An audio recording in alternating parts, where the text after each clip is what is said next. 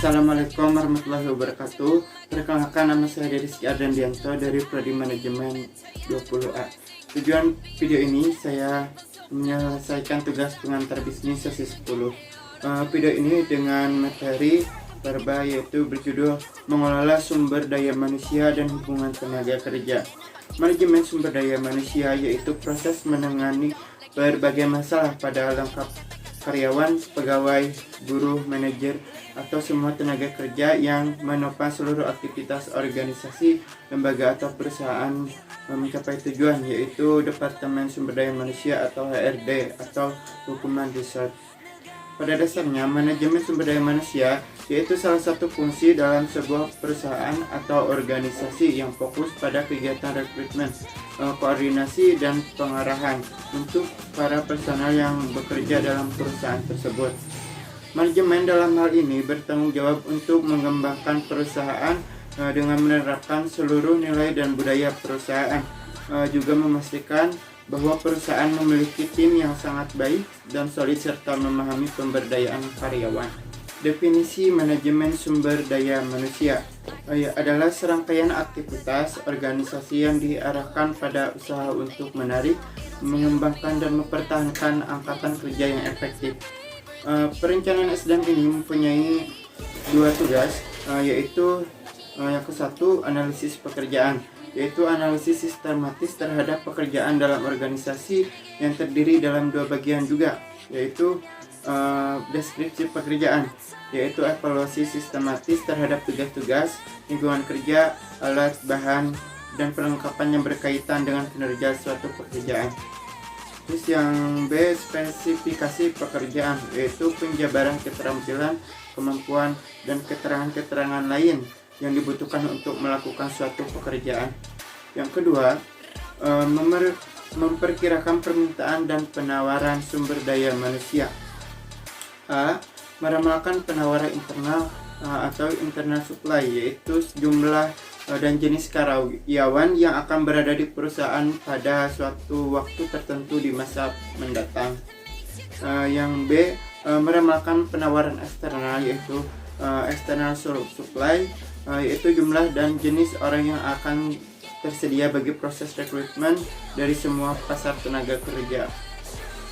Terus selanjutnya ada penyusunan staf, yaitu sebuah organisasi berarti merekrut dan mempekerjakan paduan orang yang tepat. Perekrutan merupakan proses untuk menarik orang-orang yang memenuhi syarat dalam melamar lowongan kerja. Kebutuhan sumber daya manusia sebagai unsur mencapai perusahaan ini ada internal dan eksternal. Yang pertama ada perekrutan internal, yaitu mempertimbangkan karyawan yang ada sebagai calon atau kebijakan yang membantu membangun semangat kerja dan menjaga karyawan bermutu tinggi. Terus yang kedua ada perekrutan eksternal, yaitu dilakukan dengan memikat orang dari luar organisasi. Selanjutnya ada metode-metode perekrutan eksternal, mencakupi iklan lowongan, wawancara kampus, penggunaan agen kerja atau perusahaan pencari eksekutif, perekrutan serikat buruh, dan rujukan dari karyawan yang ada. Langkah selanjutnya adalah proses seleksi. Untuk meramalkan keberhasilan kerja, melamar, dan kemudian mempekerjakan calon yang paling menjanjikan. Penggambaran komponen, yaitu komponen utama, sistem kompensasi, dan menggambarkan beberapa isu hukum yang tercakup dalam perekrutan dan pengelolaan pekerja di tempat kerja dewasa ini. Terus ada upah, yaitu kompensasi dalam bentuk uang yang dibayarkan berdasarkan jumlah waktu yang digunakan untuk bekerja. Sedangkan gaji, yaitu kompensasi dalam bentuk uang yang dibayarkan seseorang untuk melaksanakan tanggung jawab pekerjaan. Selain itu, juga ada sistem lain yang dapat digunakan untuk memotivasi karyawan, yaitu program intensif. Program upah yang khusus dirancang untuk memotivasi kinerja yang tinggi. Tunjangan, yaitu kompensasi selain gaji dan upah yang terdiri atas persentase besar dari kebanyakan anggaran kompensasi. Undang-undang menuntut kebanyakan perusahaan untuk memberikan tunjangan pensiun sebagai jaminan sosial dan asuransi kompensasi pekerja, yaitu asuransi keselamatan kerja. Terus selanjutnya membahas keanekaragaman angkatan kerja dan hubungan kerja. Untuk membahas keragaman angkatan kerja, manajemen pekerja berilmu dan pengguna pekerja paruh waktu sebagai perubahan penting di tempat kerja masa kini. Keanekaragaman kerja ini merujuk pada kisaran sikap, nilai, dan perilaku pekerja yang berbeda berdasarkan gender, ras, usia, etnis, kemampuan fisik, dan karakteristik relevan lainnya. Pekerja paruh waktu mencakup karyawan kontrak, independen, bekerja panggilan, pekerja sementara, pekerja sewaan atau kontrak.